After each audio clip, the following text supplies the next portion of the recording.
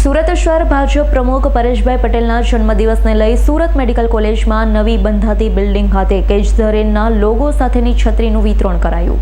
સુરતની medical college ખાતે નવી બિલ્ડિંગમાં સુરત શહેરના ભાજપ પ્રમુખ અને નગરસેવક પરેશભાઈ પટેલના જન્મદિવસ 15 જુલાઈ અંતર્ગત આજરોજ 14 જુલાઈના બપોરના સમયે કેજધરેનના લોગો સાથે છત્રી વિતરણ કરાયું. આ છત્રી બાળકો, સફાઈ કામદાર, નર્સ અને વિદ્યાર્થીઓને અર્પણ કરવામાં આવી હતી. અનોખો કાર્યક્રમ મોટી સંખ્યામાં છત્રી વિતરણ પ્રથમવાર કરવામાં આવ્યું. ઉપરાંત દિવ્યાંગ વ્યક્તિઓને વ્હીલચેર પણ અર્પણ કરવામાં આવી હતી.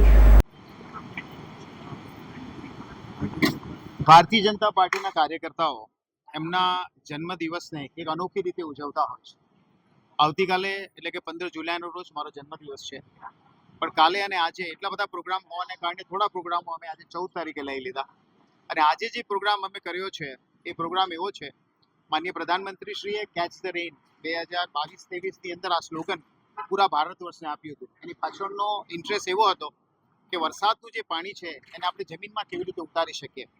અને જ્યારે માનનીય કેન્દ્રીય મંત્રી જે આપણા સુરતના જ છે CR પાટીલ સાહેબે જ્યારે જળશક્તિ મંત્રાલયનો ચાર્જ લીધો ત્યારથી એક વર્ષના સમયની અંદર 32 લાખ જેટલા પ્રકલ્પો વોટર રિચાર્જિંગના એક સાથે પૂરા ભારત વર્ષમાં કર્યા છે.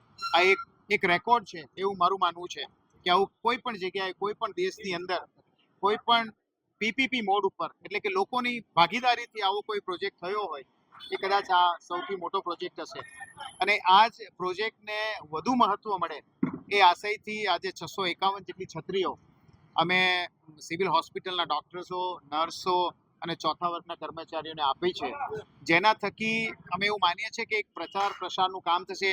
આ છત્રી જ્યાં પણ જશે, કોઈક ક્યાંક બહેનો નવસારીથી આવે છે, કોઈક વલસાડથી આવે છે, ભરૂચથી આવે છે, આ બધી જ જગ્યાએ આ કેચ ધ રેઇનના સ્લોગનવાળી છત્રીઓ એમના ઘરે પહોંચે અને એમના ફેમિલી એ આ છત્રીઓ જોઈને એટલીસ્ટ એમના ઘરનું પાણી જમીનમાં ઉતારે તો પણ બહુ મોટું કાર્ય થશે એવું મારું માનવું છે.